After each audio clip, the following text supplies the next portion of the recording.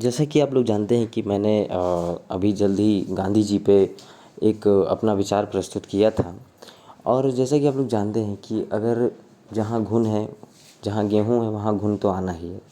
वैसे ही मैं किसी को घुन और गेहूँ नहीं डिस्क्राइब करना चाहूँगा, लेकिन जहाँ महात्मा गांधी हैं वहाँ अम्बेडकर आएंगे, और जहाँ अम्बेडकर हैं वहाँ महात्मा गांधी आएंगे। तो ठीक इसी प्रकार से आज हम लोग अम्बेडकर जी के बारे में जानेंगे। उनके जीवन के बारे में बहुत कुछ तो नहीं जानेंगे, मगर उनके विचारों को जानेंगे कि आखिर महात्मा मतलब महात्मा बुद्ध से अम्बेडकर जी क्यों इतना प्रभावित थे, और महात्मा बुद्ध और महात्मा गांधी से क्यों इतना खिन्न थे। इन तीनों लोग की राइवलरी चलती ही रहती थी, और मार्क्सवाद भी कुछ हद तक इसमें अपना रोल निभाता है। जैसा कि आप यहाँ देखोगे कि thoughts on Buddha and Marx, Bhimrao Ambedkar ji ने अपनी एक पुस्तक में लिखा कि बुद्धा एंड इज धम्मा, एक पुस्तक उन्होंने लिखा था। और कई पुस्तक लिखे, who were the Shudras, Shudra कौन है, annihilation of caste, the philosophy of Hinduism, ये कुछ खास उनकी किताबें हैं। तो जैसा कि आप लोग सभी लोग जानते होंगे कि अम्बेडकर भारत के वासी थे, लेकिन आज हम लोग ये जानेंगे कि किस विचारधारा ने एक स्टूडियस बच्चा अम्बेडकर, कोई इनका अस्तित्व नहीं है सिवाय इसके कि एक पढ़ने वाला बच्चा अम्बेडकर कैसे इतना विद्रोही प्रवृत्ति का, क्रांतिकारी प्रवृत्ति का हो गया। 1919 तक अम्बेडकर की जो जीवन शैली है बिल्कुल साधारण थी। दलित समाज के थे, पढ़ रहे थे, तेज थे, 3 PhD और एक डायरेक्टरेट, जो भी हो ऐसा डिग्री उन्होंने गेन किया। लेकिन अब उनका वास्तविक जीवन इम्पैक्ट डालने वाला है इंडिया पर। क्यों? भारत पर उनका प्रभाव क्यों पड़ेगा? क्योंकि एज अ ICS अधिकारी वो जब भारत में काम करने आए 1919 के बाद, तो उन्होंने देखा कि वो इतने बड़े कर्मचारी हैं, फिर भी उनको उस लेवल का सम्मान नहीं मिल रहा है। पूरे नागपुर में कहीं भी उनको कमरा नहीं मिला। पूरे भारत में कोई शूद्राज की कोई इज्जत नहीं है।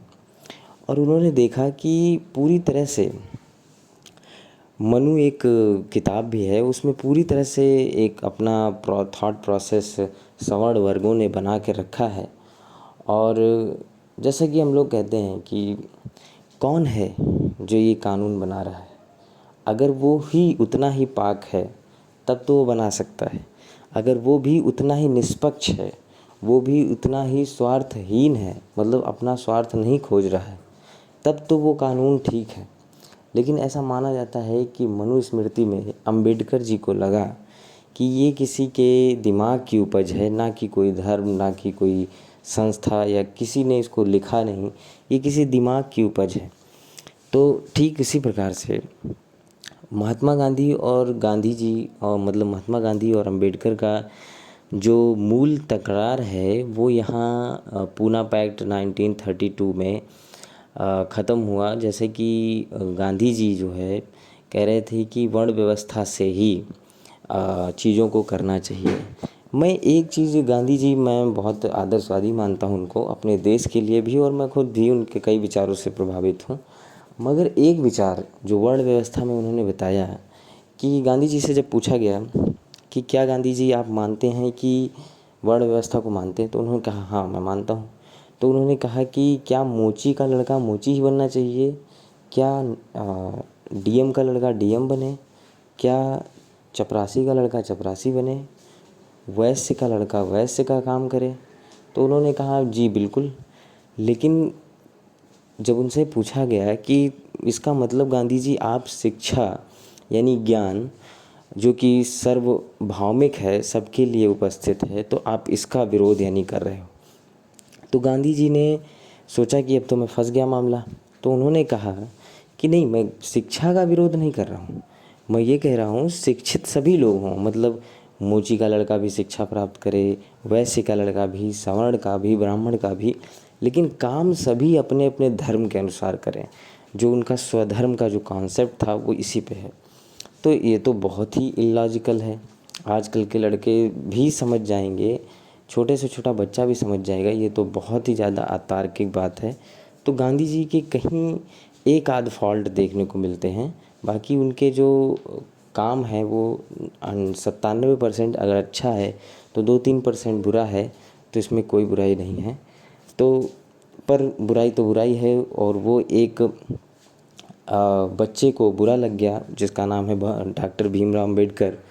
और जो भीमराव अम्बेडकर रूपी जो इतना बड़ा फिगर जो है भारत में उभर के क्यों आया, क्योंकि उसको जो है अपनी स्थिति को देखते हुए अपने दलित भाई बहनों के लिए और स्त्री के उत्थान के लिए उन्होंने काफ़ी प्रयास किया। उनका यही कहना था कि मुझे पूरे भारत से कोई मतलब नहीं। गांधी जी आप कुछ भी करिए पूरे भारत में, लेकिन एक स्वतंत्र निर्वाचक मंडल हमारे दलित भाइयों के लिए होना चाहिए। तो गांधी जी ने कहा नहीं, ऐसा तो नहीं हो पाएगा, और यरवदा जेल में उन्होंने इसके लिए अनशन भी किया। और अंत में जब कॉन्स्टिट्यूशन बनाया अम्बेडकर जी ने, तो अपने कुछ विचारों को उसमें रखा, तो वो तो अलग कॉन्सेप्ट हो जाएगा। लेकिन हम यहाँ पे आज फिलोसफिकल वे में देख रहे हैं कि आखिर गांधी जी अम्बेडकर जी किस तरह से सामने आए। वो मंदिर प्रवेश, सामूहिक तालाब, सामूहिक जगह, और मतलब अगर कहीं मान लीजिए कोई क्वार्टर नहीं दे रहा है, तो फिर अंबेडकर जी के हिसाब से हर ज़िले में कम से कम कुछ ऐसे अनाथ आश्रम टाइप या कुछ भी बना दिया जाए ठहरने वाला, कि जो SC ST आवास हो गया या कुछ भी हो गया। तो इस तरह से उनको लगा कि हाँ ऐसा चीज़ें करना पड़ेगा, वरना आखिर एक ज़िले में किसी को जब रखा ही नहीं जा रहा है तो फिर कोई रहेगा कैसे। तो इस तरह से अम्बेडकर जी के दिमाग पे ये बातें चढ़ गई। अम्बेडकर जी जो है गीता के विरोधी थे, क्योंकि वर्ण व्यवस्था की बात उसमें की गई है, और मार्क्सवाद का भी विरोध किया, क्योंकि वह आर्थिक समस्या को केंद्र में रखता है, जाति जैसे प्रश्नों को महत्व नहीं देता है। तो आर्थिक समस्या अम्बेडकर जी के विचारों में नहीं था, क्योंकि जब अम्बेडकर जी ICS बन के गए नागपुर, तो उन्होंने उसको जितना भी उसने मांगा उसको दिया पैसा, मतलब देने के लायक थे। फिर भी उसने सोशल हियरार्की की वजह से, पद सोपान क्रम की वजह से ही उसको रूम नहीं दिया, उनको रूम नहीं दिया। इस तरह से अंबेडकर जी हिंदू के पूरी तरह से विरोध में हो गए। मतलब जैसे होता नहीं है कि कभी कभी मम्मी कहती हैं कि क्या कर रहे हो, तो जैसे मान लीजिए आप 1 घंटे कहीं से घूम के आए और मम्मी कह रही हैं कि कहाँ गए थे घूमने, 1 घंटे से घूम रहे हो तुम। तो आप जब बिल्कुल विपरीत गुस्सा हो जाओ कि नहीं मैं जा रहा हूँ घर छोड़ के, मैं मतलब फिर आप आओ 12 घंटे बाद। तो इसी तरह अम्बेडकर जी थे। कुछ बुराई हिंदू धर्म में थी और वो इतना खिन्न हुए कि वो ये तक कह दिए कि मैं पैदा तो हिंदू धर्म में हुआ हूँ, मगर मैं हिंदू बन के नहीं मरूँगा। तो इस वजह से उन्होंने हिंदू में बहुत सारे कुरीतियों को निकाला, और उन्होंने बौद्ध, मतलब पहले वो सिख ज्वाइन करना चाहते थे, मतलब सिख धर्म को अपनाना चाहते थे। लेकिन सिख में जो है उस तरह का मान सम्मान SC ST को नहीं मिलता, दलित भाइयों को नहीं मिलता। इसलिए जो है उन्होंने और किसी धर्म के बारे में विचार करना शुरू किया। तो उनको बौद्ध धर्म, कई सारे बौद्ध संगीतियों में गए, बहुत सारे श्रीलंका वगैरह उन्होंने यात्रा की। तो उन्होंने पाया कि ये बहुत अच्छा धर्म है, ये अपने आप में सबको समा लेता है और इसमें कोई बहुत बड़ा खास आडंबर वगैरह भी नहीं है।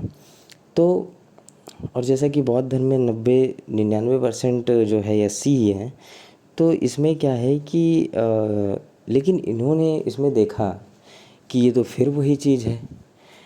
अभी तक सवर्णों ने बेवकूफ़ बनाया दलितों को कि निष्काम कर्म करो, मतलब कि फल की इच्छा मत करो, केवल मेरी सेवा करो, मेरा काम करो और मुझे प्रोडक्टिविटी मिलती रहे। तो उन्होंने देखा ये तो बौद्ध धर्म में भी जो है निर्वाण और पुनर्जन्म और महायान वगैरह कर्म सिद्धांत वगैरह चीज़ें हैं।